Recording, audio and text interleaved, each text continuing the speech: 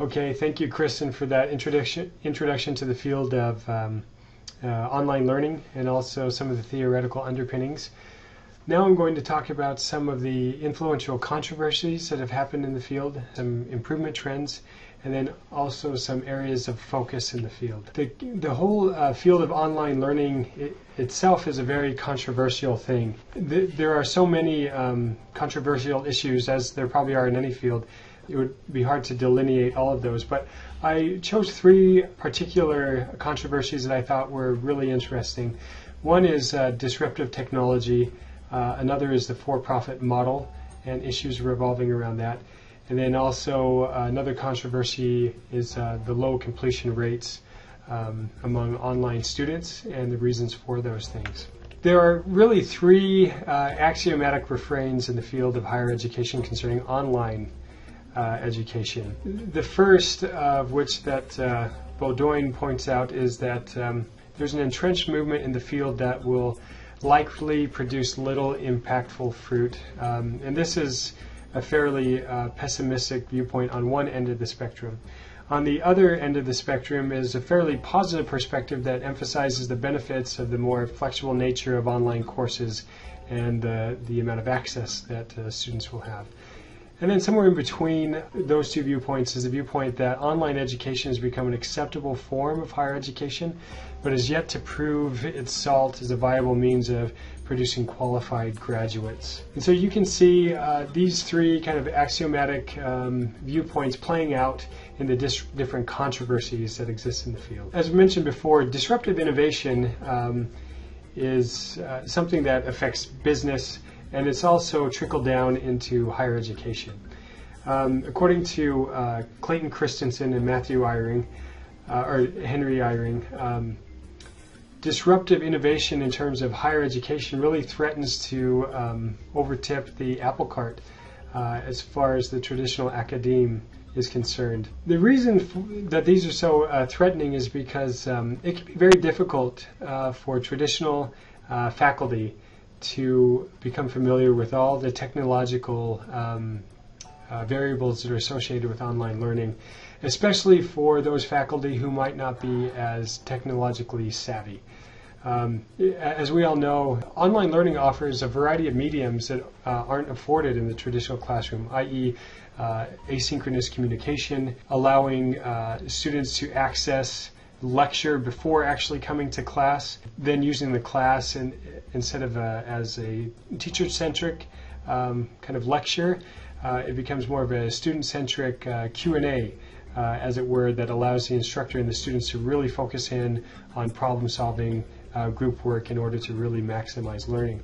All of those can be really, really daunting to faculty who really aren't well-versed in technological issues. But even for those faculty and students who are, technically adroit, the fact that there is reduced amount of face-to-face interaction can also be fairly daunting. It really shifts the paradigm for those students and those faculty who are really entrenched and very accustomed to that traditional face-to-face medium. And finally, change management can be a really tricky thing for administrators because offering online courses entails a lot more of infrastructure, operational support, logistical support, IT support that is not required to the same extent in a traditional classroom. I think this is analogous, really, the way that online education has disrupted the higher educational realm. It's analogous to big business. There's an interesting example cited by Clark Gilbert et al. In the 2012 article entitled Two Routes to Resilience.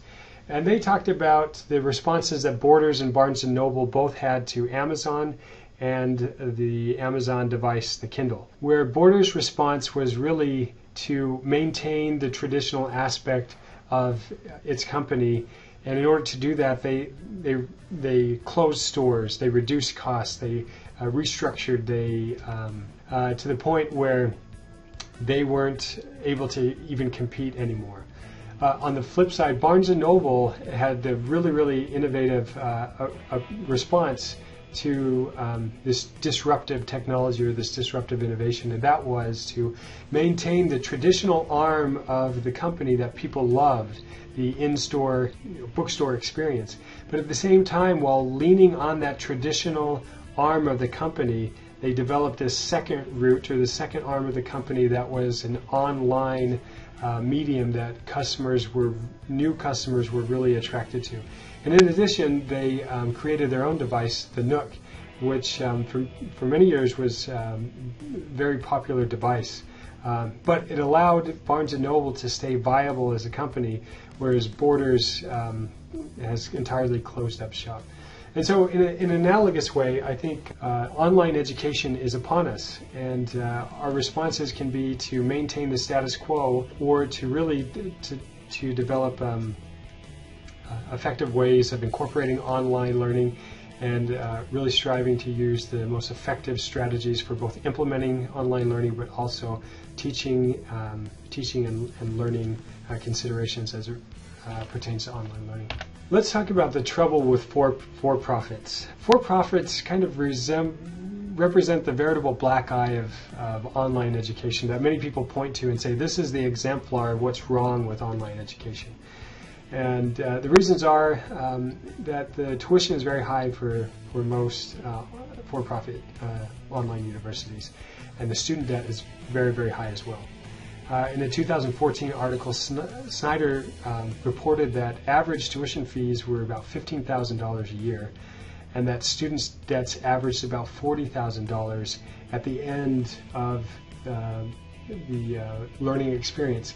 And that didn't even mean that students were graduating. Additionally, Lewin, in a different article, cited that in 2010, the graduation rates were as low as 22%. So this, coupled with low employment, poor outcomes, lending fraud, and basically, as we've seen with the University of Phoenix and other for-profit universities, failing business models and dropping enrollments have caused people to really take umbrage with online education if they're looking solely at the for-profit university model. Now, this isn't to say that all for-profit universities are bad, or that all of them have a similar model. It's not saying that. It's just simply saying that it's a controversial issue that many people don't understand a lot about, but if they're only reading the newspapers, they might be led to believe that the issues with for-profit universities extend to all online education mediums. Lastly, and this relates also to what we talked about with for-profit universities, the low completion rates. This is due to a variety of reasons. Technology can be very tricky for students. And when the technology is tricky, but the technological support from the institution is very low, it can cause a significant decrease in motivation. Another issue early on, and it continues to be an issue, is social presence. Social presence is the sense of feeling through your synchronous and asynchronous communication that there are other people on the other side of the computer that you're interacting with, you're having meaningful conversations with. And if you feel like this is not happening, then it can really cause people to feel isolation. Lack of instructor presence and validation. Sometimes students get the feeling that the instructor is simply some sort of facilitator of the course and nothing more. As they're submitting things asynchronously through discussion boards and things like that, if they're not receiving any sort of interaction from the instructor, they're not feeling any sort of high degree of validation by the instructor. Online education has unintentionally failed to grasp, I think, the issues of low-income and underserved communities. The ironic thing is that they've really attempted to cater to these type of communities, but there's a digital divide that really separates those students who are have a little bit more affluence versus those who are of lesser affluence. And this comes in terms of access to the, ready access to the internet, or access to devices that allow someone to really work effectively on an online course. Other issues that seem to be plaguing especially low-income communities are, in many cases, students from low-income communities are lacking familial support, because often their times are the pioneer in the higher education realm, and so they have no one who, in their own inner circle of family, who understands what it's like to persist through the ups and downs of educational experience. And also, low financial means make it very difficult, especially with high tuition costs. It can cause students to feel highly insecure and engender, a greater propensity to drop out. Current trends towards improvement really revolve around three key maxims. This is number one, improving the quality of the education; two, reducing the cost of the education; and three, expanding the reach of that education to as many demographics as possible. And the motivation for these really stem from the aforementioned technological affordances that we now have, but also attempts to really ease the student financial burdens vis-a-vis the current economic recession and staggering unemployment. So again, in this particular field, there's a lot of trends, but really some interesting trends are the different modes of online delivery that I thought would be interesting to examine. One of those modes is the flipped classroom, competency-based online courses, and then finally MOOCs. The flipped classroom was developed, interestingly, by two high school teachers. They were wanting to provide effective means of helping students who had missed class catch up on the missed lessons. So they made annotated videos to record their lectures, and then they made the videos available online for the students. But they soon found out that students who had not missed class also used the videos to brush up on the content of the lectures. So this gave birth to this flipped classroom, where elements and content typically taught in class were delivered online before class, and then the class became this environment where the instructor could more effectively field questions that students had and work through unclear aspects of the content. And so it's a really interesting idea, and those who really tout flipped classrooms or blended learning really tout that it's able to maximize really the pros of online learning, but also mitigate the cons of online learning, because again, you're blending both the traditional classroom experience, but also with the technological affordances of online learning. Competency-based courses are really interesting. There's a variety of approaches.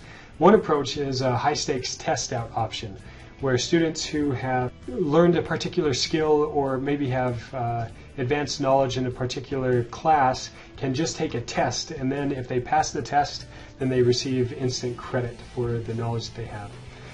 Another interesting medium is in competency-based courses is kind of a modular testing approach. And so students might take one test, and then if they do well in certain, according to certain objectives in the class, then they might test out of those modules. But other modules that they might, or other objectives that they might be weak in, then they'll take a series of modules to just brush up on the knowledge that they need, rather than just taking a course which may repeat things that they don't need, and then also offer new knowledge that they don't have. And finally, MOOCs, which are massive open online courses. MOOCs were really built to cater towards a low-income audience or community. They can take on large student populations, free tuition with open resources, and people really felt like this was the game changer, or kind of the holy grail of equal access and affordability in higher education. And as we know, MOOCs have actually really been controversial. In particular, an interesting case, San Jose State University, EDSI, a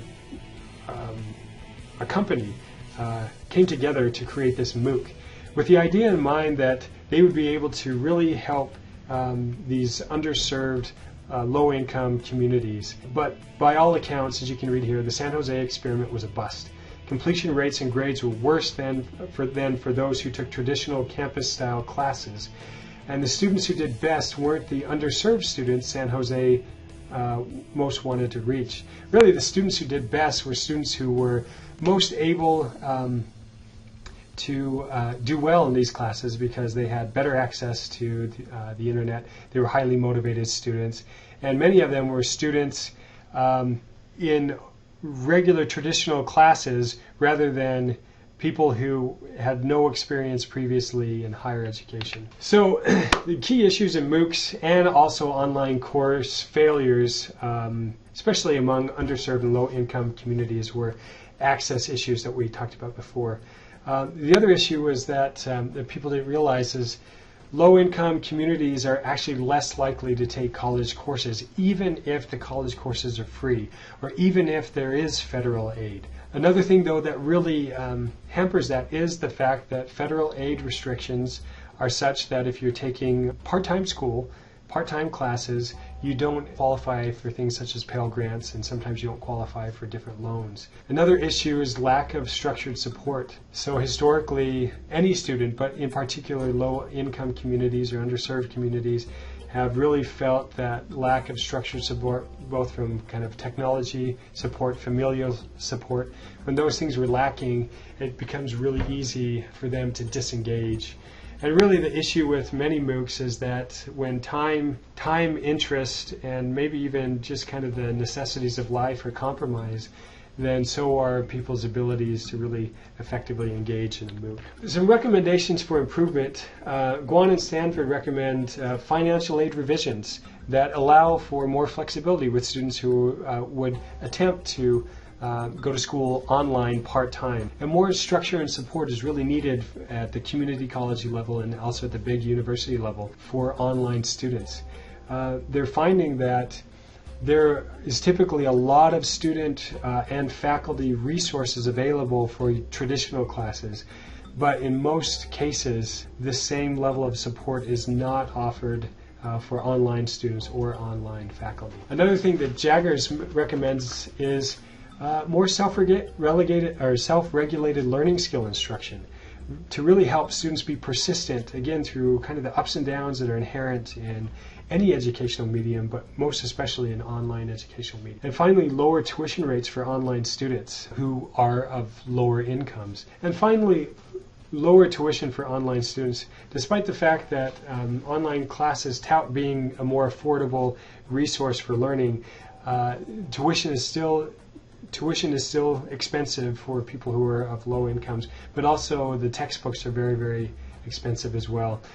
One interesting movement in the field, especially one cited by Alan Young here, is that there's really a push for more open resources. And it's not just Alan Young that mentioned this, others are pushing for it as well, but the development of open resources that doesn't engender the high costs associated with textbooks. Then finally, let's talk about some areas of focus in the field.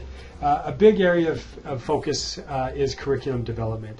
And in many cases, they're finding that online courses are doing just as well with student satisfaction in terms of curriculum development, and even better, traditional online courses. And this is due to the fact that in many cases, online courses take a lot more web-based writing.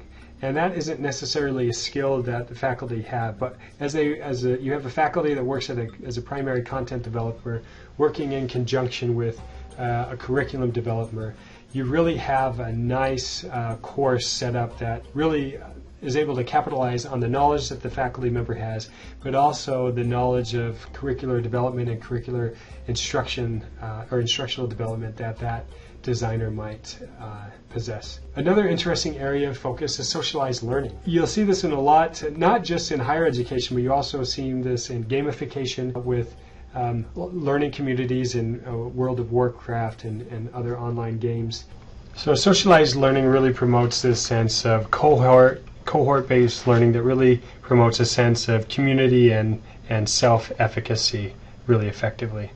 Internationalization is actually a really, really interesting development in the field I'm in particular really interested in. From its very beginnings, the distance education field has really been kind of an international field, especially with those massive distance education universities in England in the early days of the field, where many people from all over the world would, to write in and receive their materials and do their homework and mail it in. And now we're seeing internationalization kind of in this new realm that technology affords. But in order to help these students learn effectively, they've got to learn English, as Maureen Andrade and Alan Young both adroitly pointed out. So English language instruction then becomes a very, very crucial and fundamental element in helping these students to succeed in international realms of online education. as I've pointed out a lot, underserved communities, in many cases, underserved communities have been the impetus for a lot of universities and a lot of people to push online education. But really understanding the variables that lend themselves to helping these students to be more effective, this is a real area of focus, and again, one that I'm particularly interested in myself. And then finally, pedagogical development and support. As I mentioned before, a lot of people coming out of graduate school are ill-prepared for the rigors inherent in teaching online.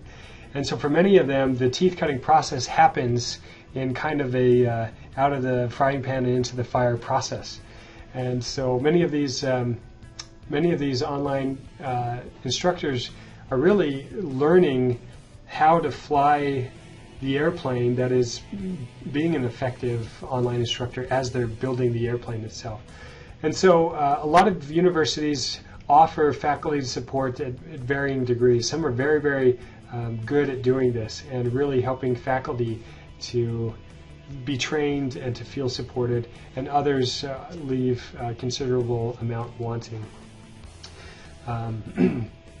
And just as students can feel isolated, online faculty who are remote can feel very, very isolated from their colleagues. I asked one dean how many faculty were in his department meetings, and I asked him facetiously, and he says, well, we have about 13. I said, well, you actually have more faculty than you think you do, because he failed to recognize that he also has these online faculty, but it's kind of an out of mind, out of sight, out of mind type of thing. And so these faculty a lot of times really want professional association with their colleagues at the university, but don't feel that due to the distance and also the isolation that can persist in online education. So this is really an interesting field, and I think one that, as Kristen pointed out, is really in its infancy. It truly is in its infancy, and we're learning a lot, but we're also seeing really the history of this field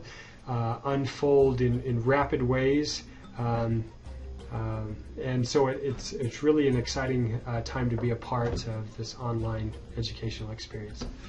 So thank you so much for listening to our presentation, and I look forward to viewing yours and learning from you. Thank you. Bye.